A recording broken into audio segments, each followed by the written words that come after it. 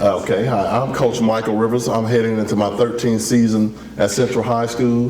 This is Jakhiya Smith, one of my seniors, and Aaliyah Golston, another of my seniors. They've been with me for 4 years, and this is their 4th year in the program. And like I said, as we're moving forward into another year of high school basketball, the anticipation is great for us always, you know. The way I'm looking at it this year, as I told the young ladies, we had an off year last year.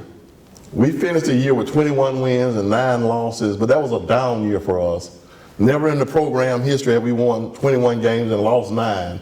Generally, we'll win 26, 27 games and lose maybe 2 or 3. And we didn't win an area game at all, when we have dominated the area for 12 years. Generally winning 6 and losing 0. We just fell apart last year. And a lot of it I attribute to myself. But the turn that we made this year was with summer practice and conditioning, and these young ladies bought into what our program is really about as we move into this 13th season of mine. I'm really looking forward to the season to make some amends for last year, because last year was really stressful for the Lady Falcons. You know, never before, like I said, had we not made the playoff. In 13 years, 12 years, we always made the playoff until last year. For the athletes, if you do, what is your favorite song to listen to before competing?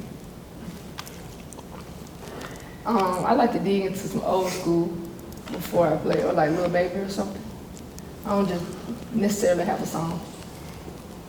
Yeah, same for me. It just depends on the whole move. Just something, you know, to calm my nerves, relax before the game so I can really lock in, you know, time to play. My favorite song is I'm Coming Out by Diana Ross. Yeah, I know.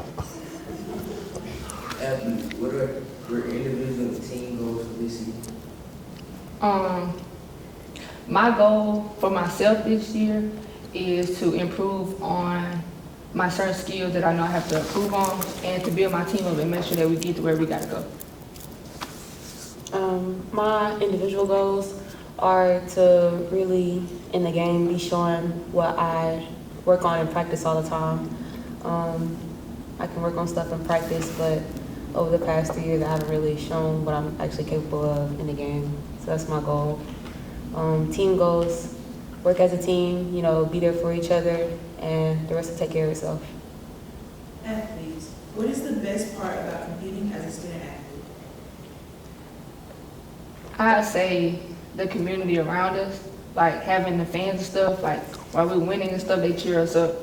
And then, like if we losing, they still cheering us up regardless of how the game is going.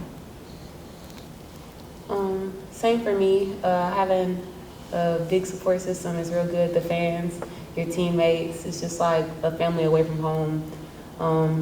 Having all those people that you're so close to around you all the time, building relationships with them. For the coaches and the athletes, what is something that you constantly stick by? Say that again? What is something that you constantly stick by during off-season, preseason? Discipline, structure, and academics. Without the 3, you have nothing as far as our program is concerned. Other programs may do it differently, but that's what we strive for. I can say that I've been blessed in my 12 years. I've never had a year where we didn't have at least 2 or 3 of our girls sign. So that lets me know from 9th grade to 12th grade that we've been blessed pretty much at Central High School, and I've had kids willing to do what it takes from the academic end as well as the athletic end in order for them to receive scholarships at the end of the season. Just go ahead. What aspects of being a coach do you most enjoy in life? The joy of molding these young women from the 9th grade to the 12th, that gives me the greatest joy. And seeing what their total outcome is at the end of the day. And if I might say something to prove my point, that's 2 of my former athletes up there that played for me back in the day, and I'm looking at them now, and I'm like, they're teachers now. I'm like, oh my God, I'm really getting old. So you see it. It's not that you're just doing it. They go off to college, have success, and they come back, and they pay it forward. That's a real joy, honestly, more than anything. For the coach, with all the distractions in athletics today, how do you keep your team focused and motivated? Discipline, structure. I'm a disciplinarian to the hilt. You don't get too many second chances because you know what you're doing, you know what you want to do, and when you do it, you'll pay the price for it. It's unacceptable because you represent Central High School. And I've always said, even as the coach, I can do one glaring thing that will cost us the rest of the season.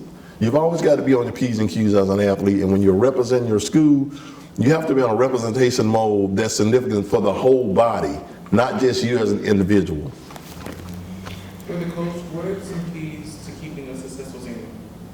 Keys, again, I still go back to discipline and structure from day one.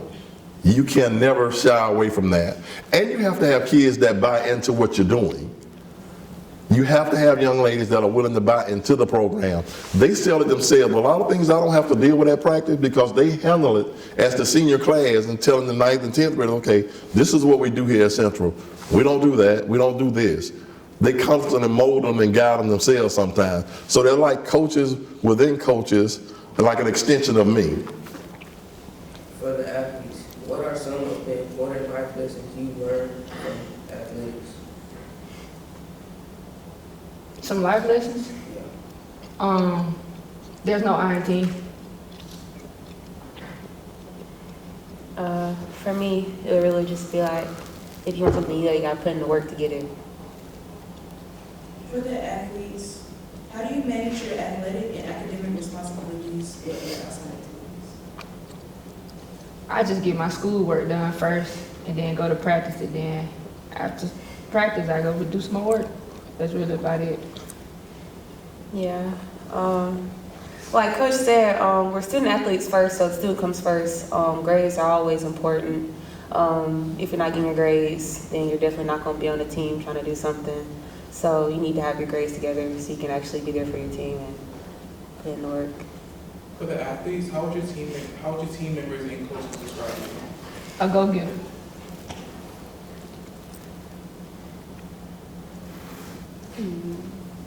I think my teammates would just describe me as a good leader, somebody who's there for them. For the athletes, how important is having good character and integrity to a young student athlete today? I feel like as us being their big sisters, we have to give off their leadership, because if not, they're gonna feel like they can do whatever they want to do. Yeah, we really have to set the standard. So we're their role models for the next 4 years. So whatever we're doing, they're going to think, oh, that is okay. So we need to show them what to do, what not to do. And that's on and off the court. What are your individual and team goals for the season? For all of you. Now, for me, it's Final Four or nothing. Honestly, it's Final Four or nothing. And I can honestly tell you, within these last 12 years, it's either been Elite Eight or Final Four. And once we get to the Final Four, it's state championship. Otherwise, it's a busted season as far as I'm concerned. Everybody else has their own goals. Maybe I've been spoiled because we've played for 3 state championships. I don't know. But I will tell you this, anything beyond that, and if their expectation is not my expectations, then they don't have any expectations. We're here to win. That's what we do. That's why we practice. That's why we put in the work. Anything else is secondary, and the reward pays off at the end of the season. I just think you have to have that mindset in order to perform at a high level. Coach, talk a little bit about, we've seen so much in terms of sportsmanship. Talk a little bit about the fine line between really being competitive and then the sportsmanship piece, because we really want people, our student athletes, to compete hard. But we don't want to cross that line when we talk about some things that happen in sportsmanship. So how do you... Well, I will tell you this. We have zero tolerance for non-sportsmanship. There ain't nothing going on that bad in a game where you want to get up and show your tail and show people, that you're bigger than the team. There is nothing going on that serious. If anybody's going to be acting animal out there, it'll be me. Let it be the coach, not the players. I'll handle whatever discipline needs to be done, but I don't tolerate my players not being disciplined and structured, because sportsmanship is what, and I said earlier, you can do one thing that'll set the tone for your team for the rest of the year. You got to remember, officials have memories.